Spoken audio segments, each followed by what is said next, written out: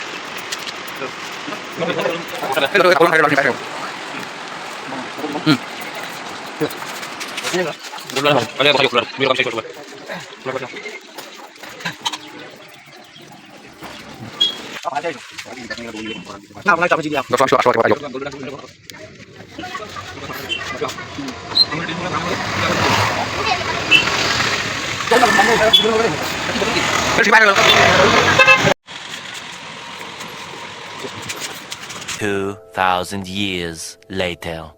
তো মানে গাইছ এয়া পইচা ইমানখিনি উঠিলে আৰু এতিয়া হিচাপ কৰিম কিমান আছে ইয়াত এয়া হিচাপ কৰি আছে এইফালে অনলাইন এয়া ডিম্পল দা থেংক ইউ